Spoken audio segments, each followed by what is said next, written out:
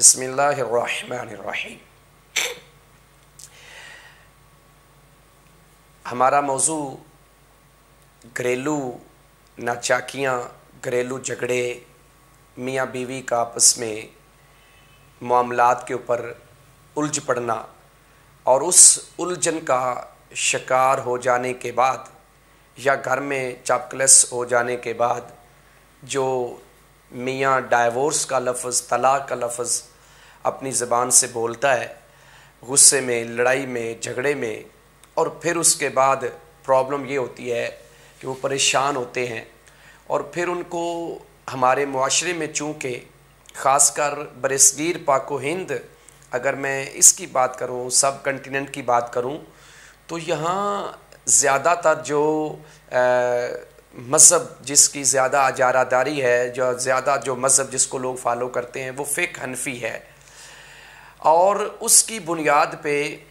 जब एक मजलिस में 3 तलाक़ हो जाती हैं तो इसमें काफ़ी इख्तलाफ जो है वो उरूज पकड़ जाता है और कई घर उजड़ जाते हैं, फिर उनको रास्ता नहीं मिलता, क्योंकि जिन उलमा के पास, जिन लोगों के पास जाते हैं तो उनके लिए मसाइल बन जाते हैं। लिहाजा ये नौबत आती क्यों है, इस असल वजह को हम जानने के लिए ये हमने एक स्टेप लिया है कि हम उन बुनियादों को देखें जहाँ से ये इशू खड़े होते हैं। तो उनमें से एक वजह यह है कि हमारे बच्चों के पास दीन की तालीम नहीं होती, और दीन की तालीम जो होती है वो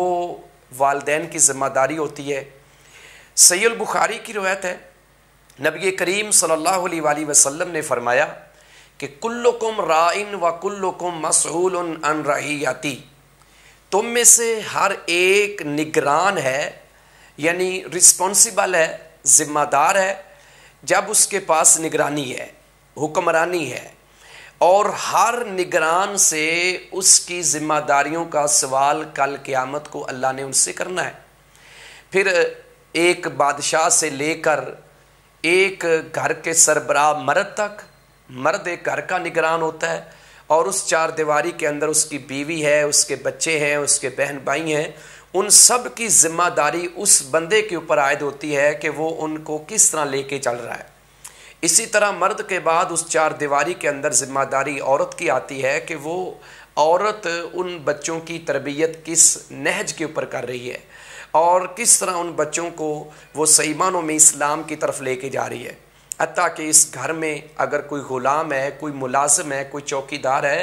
तो उसके ऊपर भी कुछ ज़िम्मेदारियाँ आयद होती हैं, यानी बचने वाला कोई नहीं। लिहाजा वालिदैन की ये ज़िम्मेदारी बनती है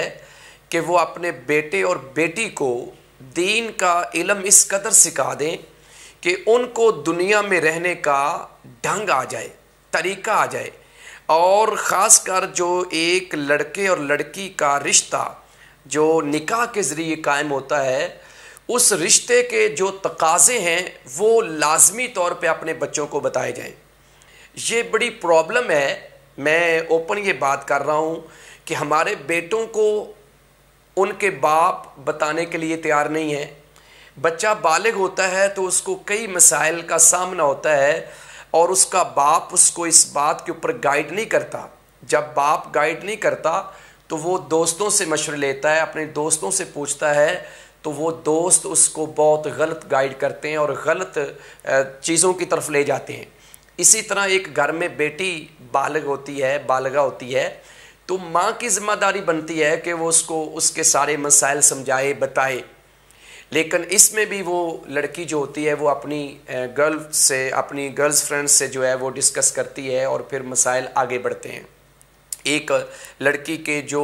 सीक्रेट्स होती हैं वो चीज़ें दूसरी लड़कियों को पता चलती हैं, दूसरी ख़वातीन को पता चलती हैं। तो ये भी प्रॉब्लम्स हैं जिससे वो जब वंस इस तरह की बातें अपनी फ्रेंड्स से शेयर करती हैं और फिर वो बार बार होती हैं, तो इससे भी एक बेहयाई का जो एलिमेंट है, जो उनसर है, वो पैदा हो जाता है। इसी तरह लड़कों में ये प्रॉब्लम शुरू हो जाती है। लिहाजा ये जो छोटी छोटी चीज़ों को पेरेंट्स इग्नोर कर देते हैं और बाद में वो प्रैक्टिकली लाइफ में लड़के और लड़की के लिए इश्यूज़ बन जाते हैं, मसाइल बन जाते हैं, तो ये ज़िम्मेदारी पेरेंट्स की होती है, वालिदैन की ज़िम्मेदारी होती है कि वो अपने बच्चों को सिखाएं। अब इसी तरीके से बेटे को समझाना ये है कि बेटा कि तुम जब कल को शौहर बनोगे, प्रैक्टिकली लाइफ में जाओगे, तो तुम्हारी जिम्मेदारियां क्या होंगी। होता यह है कि हम अपने हुकूक का मुतालबा कर रहे होते हैं, लेकिन हम अपनी जो जिम्मेदारियां हैं, यानी हम अपने राइट्स का मुतालबा करते हैं, लेकिन जो हमारी रिस्पॉन्सिबिलिटीज़ हैं, एक बाप की हैसियत से, एक माँ की हैसियत से, एक खामन की हैसियत से, एक बीवी की हैसियत से, उसकी तरफ हम ध्यान नहीं देते, हम उनको जानने की कोशिश नहीं करते। हालांकि अल्लाह रब्बुल इज़्ज़त ने अपनी किताब में, कुरान करीम में, और नबी करीम सल्लल्लाहु अलैहि वसल्लम ने अपनी हदीस में इसको अच्छे तरीके से डिफ़ाइन कर दिया है, इसको पूरे तरीके से बयान कर दिया है कि एक मर्द अगर खामद है तो उसकी ज़िम्मेदारी क्या है, वो बाप है तो उसकी ज़िम्मेदारी क्या है।